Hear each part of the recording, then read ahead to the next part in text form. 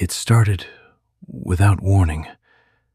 A system, a mark, a choice, and then everything changed.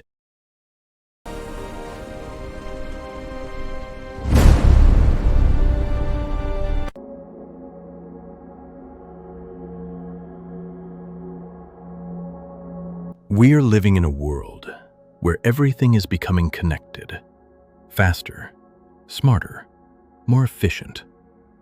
From the way we communicate to the way we buy and sell, systems designed to make life easier, more convenient, more controlled. But what if, one day, access to that system was no longer optional? What if participation became a requirement? In the vision recorded within the book of Revelation, there is a warning of a time when a system will exist that no one can function without. A system tied not to currency, not to identity, but to a mark. And without it, nothing moves. No buying, no selling, no access. And the question is not whether such a system could exist, but whether it is already beginning.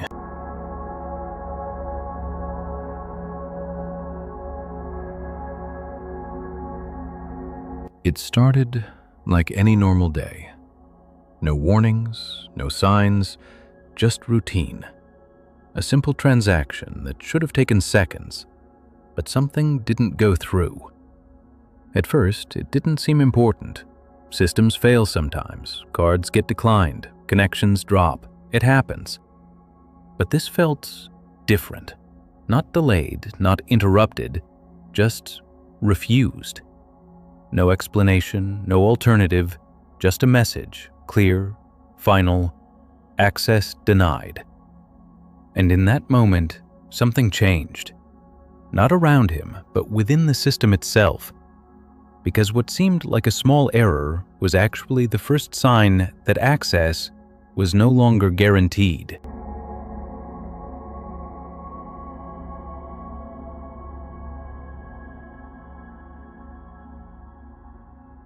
At first, it was easy to ignore. A small issue, a temporary glitch, something that could be explained away. But then, it happened again. Not in the same place, not to the same person, but in different moments, under different conditions, the same result, quietly repeating. And slowly, people began to notice. Not loudly, not all at once, but in conversations, in passing comments, in brief exchanges between strangers. It didn't work for me either. Mine just stopped. No explanation. And that's when it changed. Because a single failure is an inconvenience, but a pattern is something else entirely. Something that raises a different kind of question. Not what went wrong, but why is this happening to more than just me? Then the system responded. Not with urgency, not with alarm, but with calm reassurance. A simple explanation delivered across every screen. System update in progress. Temporary, routine, nothing to worry about. And for most people, that was enough. Systems update all the time. It made sense, it felt familiar. But there was something different about this one. Not the message, but the timing. Because the failures had already begun, before the explanation ever arrived. And now, everything seemed connected, coordinated, intentional. The same message appearing everywhere at the same time. And while it reassured many, it raised a different thought for those paying closer attention. If this is just an update, why does it feel like a change? Because after the update, the rules began to shift. Not all at once, not everywhere, but in small, controlled ways. Access was no longer automatic. Some moved freely, others paused, stopped, not by force, but by the system itself. And the difference wasn't immediately clear. No loud announcements, no direct explanations, just quiet indicators. green or red, allowed or restricted. And for those affected, the experience was subtle but undeniable. Something had changed, not in the world around them, but in how the system responded to them. And as these moments increased, one realization began to surface. This wasn't random, it was selective. Then people started asking the same question, not out loud, not all at once, but quietly to themselves. What determines access? Because the pattern was becoming harder to ignore. Some were affected, others weren't, and there was no obvious difference between them. Same devices, same environments, same actions, but different results. And when something like that happens, the mind starts searching for answers, looking for a reason, a rule, something that explains it. But the system offered none. No clear criteria, no visible standard, just outcomes. Quietly, consistently, dividing people into two groups, those who could continue and those who couldn't. And as that realization settled, the question changed. It was no longer what's happening, but what am I missing? That's when it appeared. Not as a warning, not as a threat, but as a requirement. Simple, direct, verification required to continue. For some, it felt like a solution, a way to restore access, a step forward. But for others, it raised a different kind of question. Verification of what? Identity, authorization, compliance? The message didn't explain. It didn't need to, because the system had already done something more powerful. It had created a situation where people needed access again. And when access becomes limited, requirements become easier to accept. Not because they are understood, but because they are necessary. And in that moment, the system changed again. It was no longer reacting, it was guiding behavior.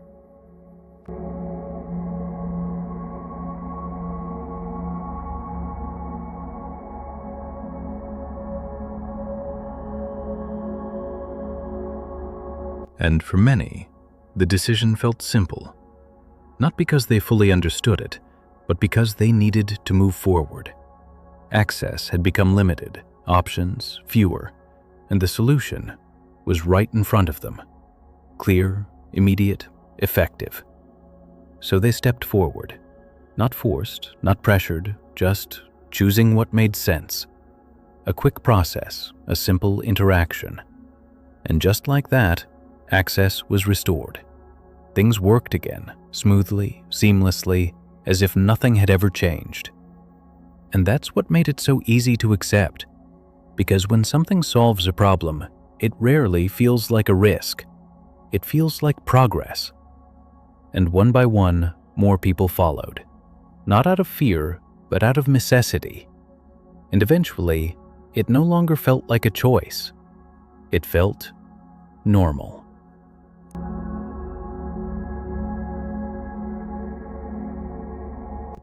But not everyone agreed. For some, the solution didn't feel right, not because it didn't work, but because of what it required. The system had made it simple, efficient, almost effortless. But beneath that simplicity, there was something else. A line that once crossed couldn't be undone. And while many moved forward, others stepped back, not loudly, not in protest, but in quiet refusal, choosing uncertainty over something they didn't fully understand. And in that choice, a division formed, not forced, but real. Those who accepted and those who didn't. And for the first time, the difference between them began to matter.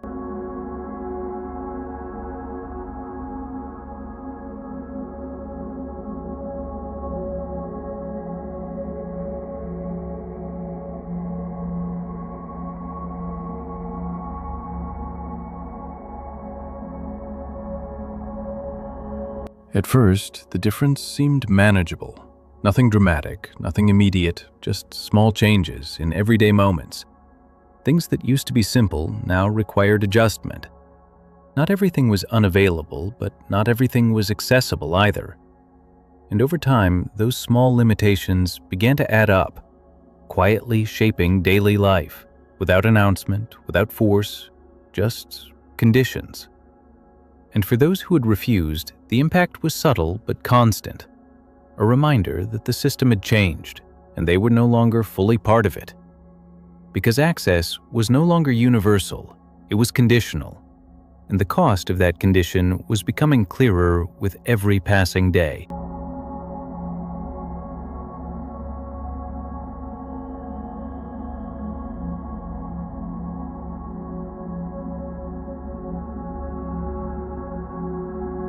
Then the message became clearer, not hidden in updates, not implied through changes, but stated directly. A unified system, a single protocol designed to streamline access across every part of daily life, simple in structure, efficient in design, and consistent for everyone. Participation was now defined, not assumed, not automatic, but verified. And for those who had already complied, nothing changed. Everything continued as normal. But for those who hadn't, the message carried a different meaning, because what was once optional was now required for full participation. And for the first time, the system made something clear. This wasn't temporary. This was the new standard. And that's when its true meaning began to surface. Not through announcements, not through systems, but through something older, something that had been written long before any of this existed. A warning that once seemed distant, symbolic, difficult to imagine, but now strangely familiar. Because the idea wasn't new, a system that controls participation, a condition required to function within it, the ability to buy and sell dependent on something not everyone would accept. It had been described before, clearly, directly, in the Book of Revelation, a vision of a time when access itself would be tied to a mark. And for those who recognized it, the connection was impossible to ignore, because what once felt like a theory now felt like a reflection.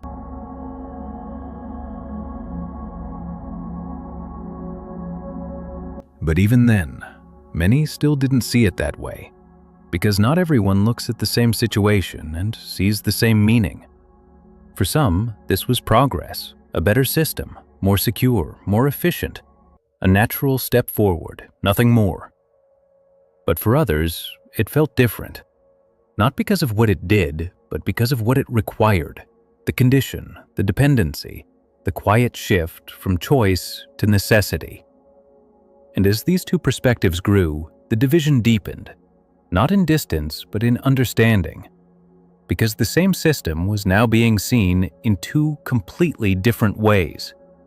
One saw convenience, the other saw control.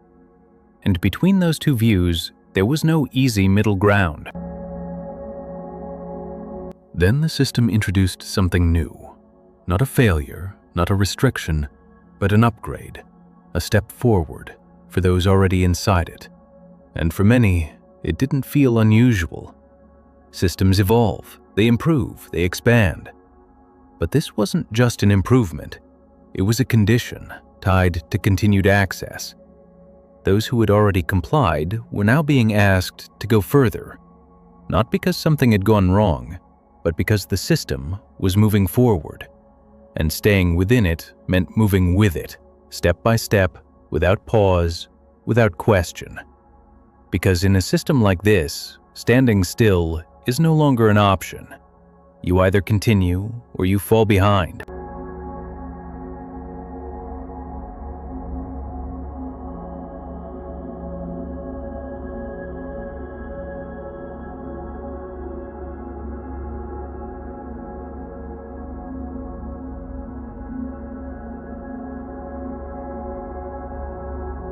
And falling behind came with a cost, Not immediately, not all at once, but gradually, in ways that became harder to ignore. Tasks that once felt simple now stopped midway.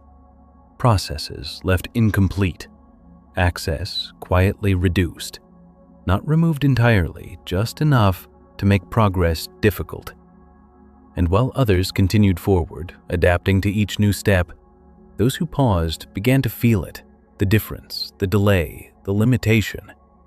Because in a system that keeps moving, standing still slowly turns into falling behind. And falling behind is not just a position, it becomes a disadvantage.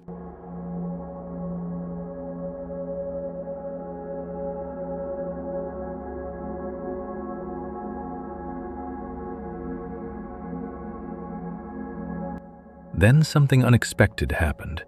Not within the system, but outside it. A different way began to form. Quietly, without announcement, without structure. People helping each other, trading what they had, sharing what they could, not because it was efficient, but because it was necessary. A way to continue without stepping forward into the system. For a moment, it worked. It created space, time, options. But it was never stable, never secure, because it existed outside the structure that everything else depended on. And systems like that don't stay outside for long.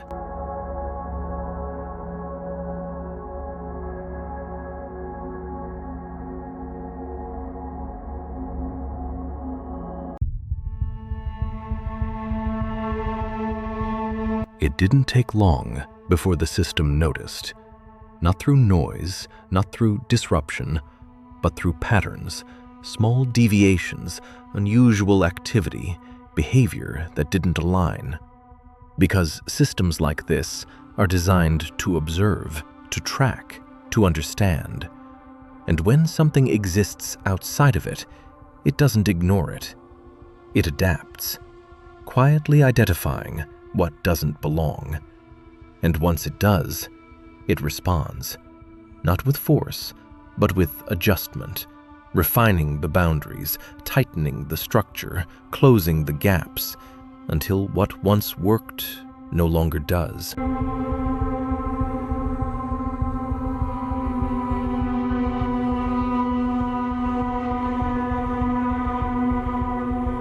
And as those gaps closed, the choices became fewer. Not because they disappeared all at once, but because each one slowly became harder to take. What once felt like an alternative now felt like a barrier. Movement limited, access reduced, options narrowing. And while the system continued forward, seamless, efficient, those outside of it began to feel the distance grow. Not in space, but in possibility. Because in a world built around one system, not being part of it doesn't just slow you down, it separates you. And over time, that separation becomes harder to live with.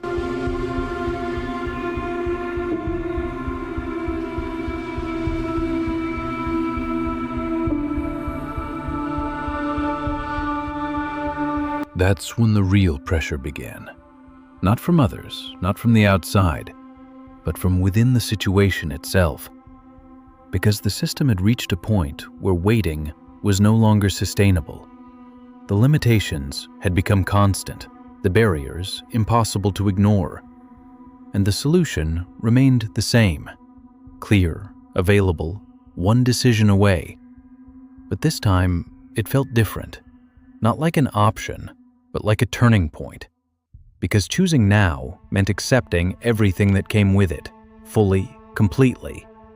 And not choosing came with its own cost, a slower path, a harder life, a growing distance from everything else. And in that moment, the question became unavoidable. Not, what is this, but what am I willing to live without? Because every system reaches a point where neutrality disappears. And when that moment comes, silence becomes a decision. And then it was no longer a system. It became a reality, not hidden, not suggested, but revealed. What had once been introduced quietly was now embraced openly, not as control, but as unity, not as restriction, but as belonging. And people came forward willingly, not forced, not afraid, but convinced. Because by now, the world had already changed around them. This simply made it official. A mark not just of access, but of alignment. A visible sign of who was part of the system and who was not. And as more accepted it, the difference became undeniable. Two paths clearly separated.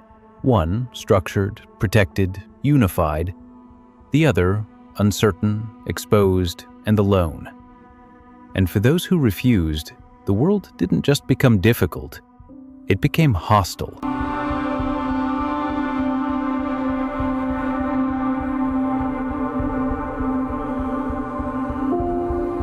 Those who refused were simply left behind. But that didn't last, because separation was never the final step. Identification leads to attention, and attention eventually leads to action. The difference was now visible, clear, undeniable. And in a world built on uniformity, standing outside of it wasn't just unusual anymore, it was unacceptable. Movement became risk, visibility became danger. Every step required awareness, every moment carried weight. Because this wasn't about forcing a decision anymore, that moment had passed. This was about maintaining control, ensuring alignment, removing uncertainty. And for those who chose differently, the world didn't just close in, it began to search.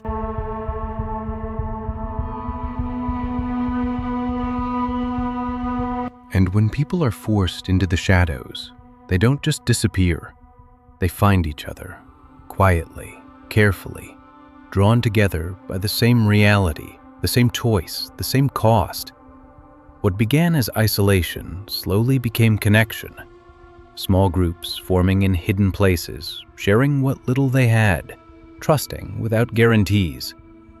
Because in a world like this, trust becomes rare and valuable. They weren't organized, not structured, just people trying to survive, trying to understand what came next. But even in the shadows, one thing became clear. They were no longer alone.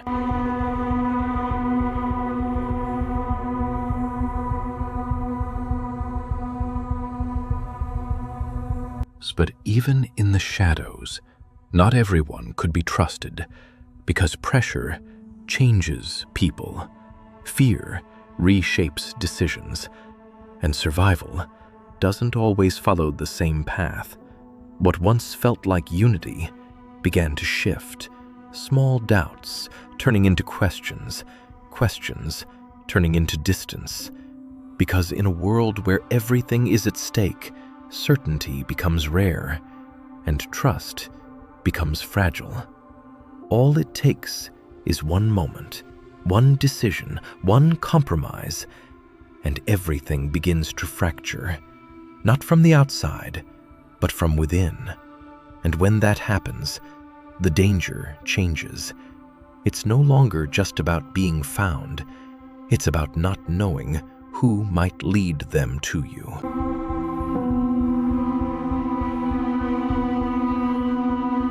And once trust is broken, survival becomes something even harder. Because it's no longer just about the outside world, it's about the people beside you. The ones you depended on, the ones you believed in. And when that belief begins to fade, everything changes. Decisions become divided, paths begin to separate. Not out of anger, not out of conflict, but out of uncertainty. Because staying together no longer feels safe, and leaving doesn't feel certain either. So they choose different directions, different risks, different chances. And just like that, what was once a group becomes individuals again, facing the same world, but alone.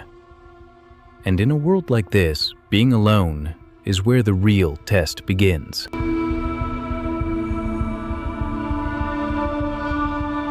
Because out there, the system wasn't just watching anymore. It was present, active, precise, and eventually everyone who remained outside of it reached the same moment, the point where distance disappears, where avoidance ends, and the choice is no longer theoretical. There's no time to weigh options, no space to delay, just a single moment where everything becomes clear. Because standing there, face to face with it, you understand something different. This was never just about access. It was about alignment. And now, the system isn't asking anymore. It's waiting for your answer.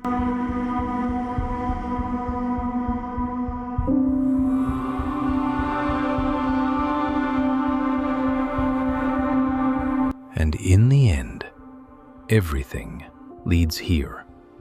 Not to a system, not to a structure, but to a decision. One that can't be delayed, one that can't be avoided.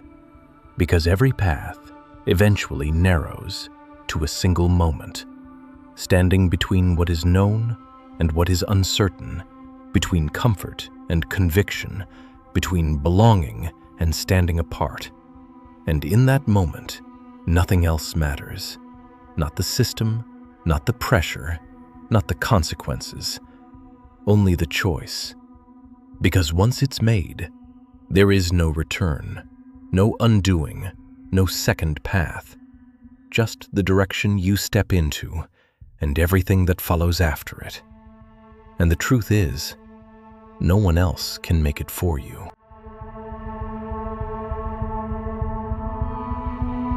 Because every decision leads somewhere, not always immediately, but inevitably. Two paths shaped by one moment, one choice. On one side, everything continues, smooth, ordered, predictable. A world where access is restored, where life moves forward without interruption. But that path comes with alignment, with acceptance, with belonging to something that now defines every step. And on the other side, nothing is easy, nothing is certain. Every moment requires effort, every day a challenge. But that path remains separate, untied, uncontrolled. And between these two realities, there is no crossing back, no merging, no middle ground.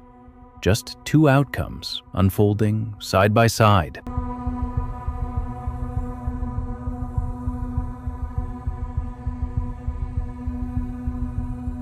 And as time passed, the difference between them only grew, not just in what they experienced, but in what they became. One world, refined, structured, perfectly aligned. Every movement predictable, every outcome controlled. A system that no longer needed to adjust because everything within it already conformed. And the other, uncertain, imperfect, constantly adapting, but still alive. Not defined by structure, but by choice, by struggle, by connection. And over time, the true difference became clear. It wasn't just about survival, it was about identity. Because what each path offered wasn't just a way to live, but a way to become.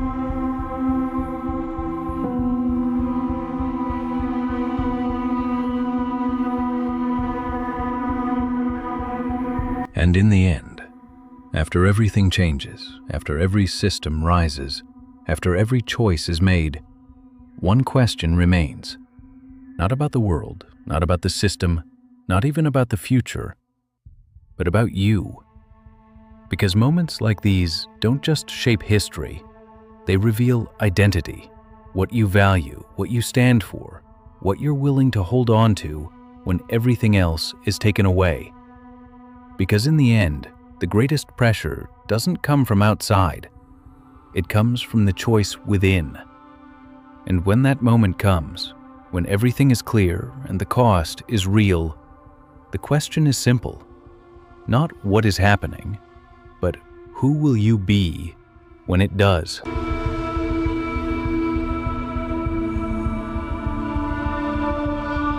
Every story reaches an end, but not every ending is the same. Because what we've seen wasn't just a future imagined. It was a reflection of something deeper, a reminder that systems can rise, structures can change, and the world can shift in ways no one expects. But even then, one thing remains untouched: the choice. Not the easy one, not the popular one, but the personal one. Because in every moment like this, history is not just written, it is lived through decisions, through conviction, through what people are willing to stand for. And when everything else fades, when systems fall silent, when the noise disappears, what remains is not what you were given, but what you chose. So maybe this isn't the end. Maybe it's the beginning of the question that truly matters.